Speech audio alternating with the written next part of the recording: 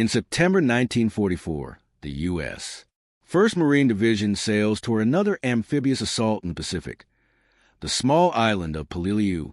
For nearly half of the Marines, this will be their first taste of combat against battle-hardened Japanese troops using a new defensive strategy.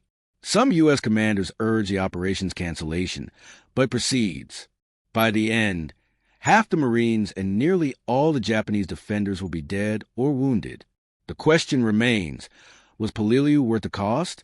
By mid-1944, U.S. forces have breached Japan's national defense zone. While Admiral Chester Nimitz's Pacific Fleet advances through island-hopping campaigns from Tarawa to the Marianas, General Douglas MacArthur's Allied troops pushed through the Solomons and New Guinea, cutting off the major Japanese base at Rabaul.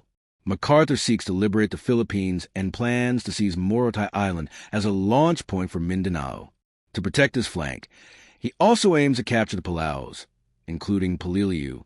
Operation Stalemate is assigned to Nimitz's 3rd Amphibious Corps, led by 36,000 men of the 1st Marine Division and the reserve 81st Infantry Division.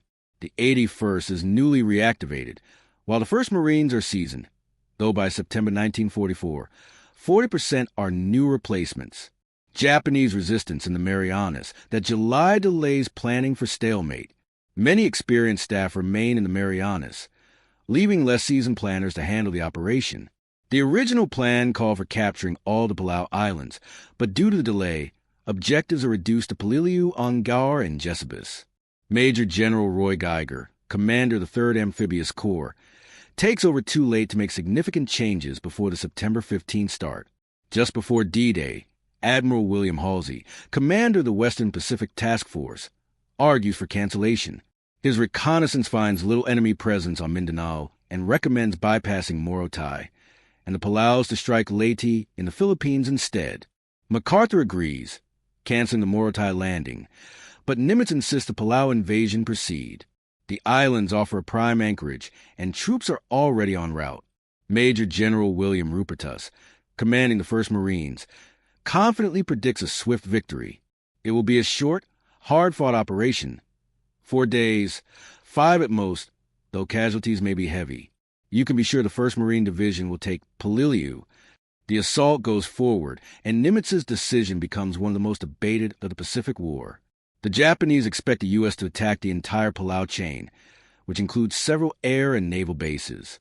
Most troops remain on Babelthorpe, the largest island, but they correctly anticipate a southern landing. They reinforce Peleliu and Ongar with about half the Palau garrison. The elite 14th Division, redeployed from China, forms a corps defense, supported by Navy, air, and construction personnel. Unlike earlier battles, Japan no longer defends at the beaches.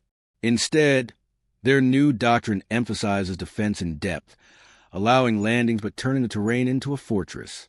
The aim, prolong the battle and bleed Allied strength.